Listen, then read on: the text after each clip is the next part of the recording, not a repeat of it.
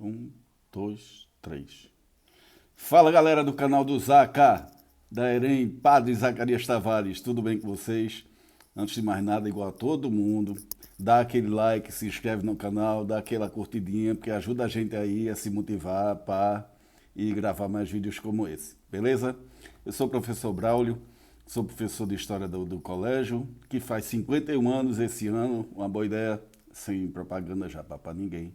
E aí a gente veio falar um pouquinho a respeito desse processo de independência que se celebra hoje, dia 7 de setembro.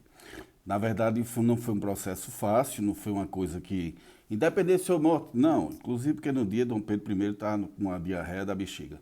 Mas se iniciou em 1808, né, quando a família real de Portugal, a única monarquia europeia que fugiu para uma metrópole do outro, perdão, uma colônia do outro lado do Oceano Atlântico. Né? Nenhuma coroa inglesa, francesa, espanhola, holandesa, né, veio para cá. E a gente teve uma transferência da metrópole para a colônia, no caso aqui o Brasil, que por sinal era mais rico que Portugal, diga-se de passagem. Né? E essa transferência acarretou no fim do pacto colonial, então assim, aquela, né, relação metrópole-colônia bipolarizada, exclusiva, ela parou de existir, até porque Portugal foi tomada sem nenhuma resistência nem nada pelos franceses, né, por Napoleão, pelas tropas de Napoleão Bonaparte. Embora a galera fosse novata no exército, mas ninguém sabia. Né? Com isso, a gente teve aqui um processo também de iluminismo, que já vinha ocorrendo, algumas revoltas nesse caráter, em Minas, na Bahia, né? Essas revoltas conjuradas, aqui em Pernambuco, né? Com um processo revolucionário que vai desencadear naquela província, né, um grande processo de perda de território até a gente chegar ao tamanhozinho que tem hoje, né? Embora a gente tinha um tamanho bem maior, bem mais interessante. Galera da edição aí, se puder, bota aí. Tá. E todos os ideários da Revolução Francesa estavam contaminando parte da elite daqui, luso-brasileira, que ia para a Europa estudar e vinha para cá. Nós éramos uma população de 98% de analfabetos. Né? De cada 10 escravos que vinham para as Américas, 8 eram para o Brasil. E aí nós tínhamos também uma coisa bem interessante com relação a Portugal. Uma rainha doida, que era esquizofrênica, a bichinha, clinicamente falando.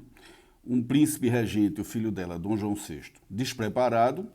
E um príncipe regente, o Dom Pedro IV, futuro rei de Portugal, Dom Pedro I, imperador do Brasil, que tinha lá esse amor todo pela administração pública e tal. Muito embora até, vamos fazer justiça, ele foi um cara muito austero do ponto de vista das contas públicas, sabe? Só que Napoleão Bonaparte é derrotado em 1815, né? Vou falar a data só por frescura de historiador mesmo, tá? Mas a galera continuou no Brasil, velho. E aí o povo de Portugal parou e pensou, meu irmão, o que é que bexiga esse povo tá fazendo ainda lá, ao invés de voltar para cá? A metrópole é aqui, a Europa é aqui. E a gente tava tendo uma colônia transformada em Reino Unido só para fazer o migué, na condição de metrópole, velho.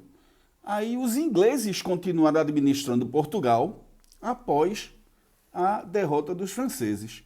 Nisso o povo perou, meu irmão, velho, esse negócio tá certo não.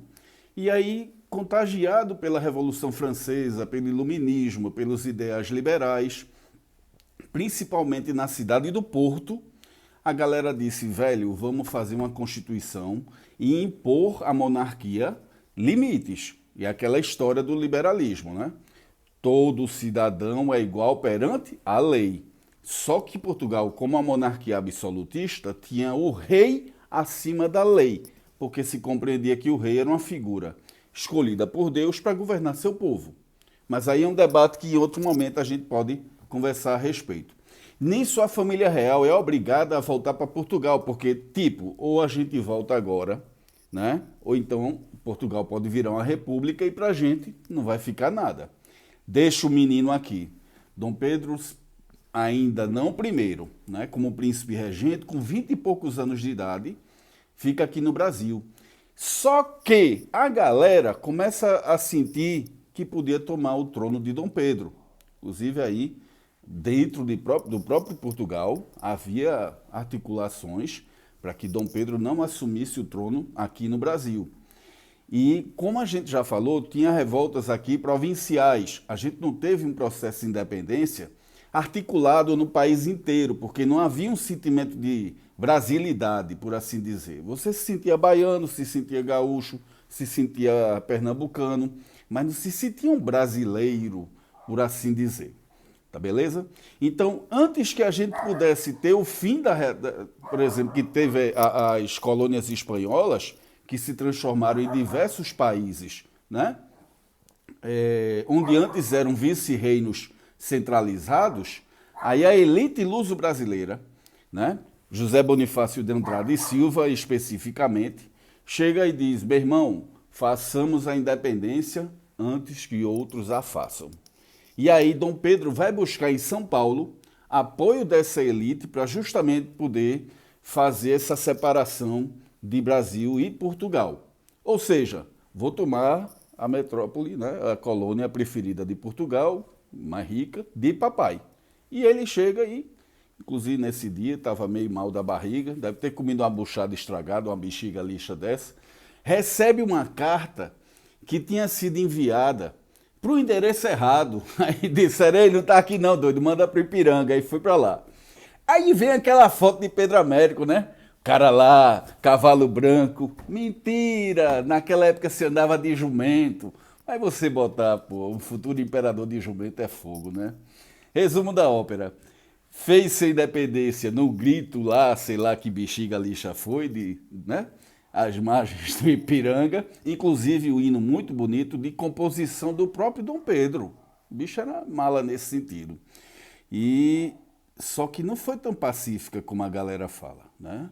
As guerras entre Brasil e Portugal permaneceram nas províncias até 1825.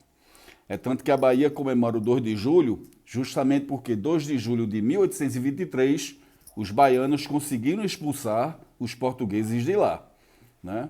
E aí, no tratado, num acordo de amizade entre Brasil e Portugal, celebrado em 29 de agosto de 1825, se sela o reconhecimento da independência do Brasil em relação a Portugal.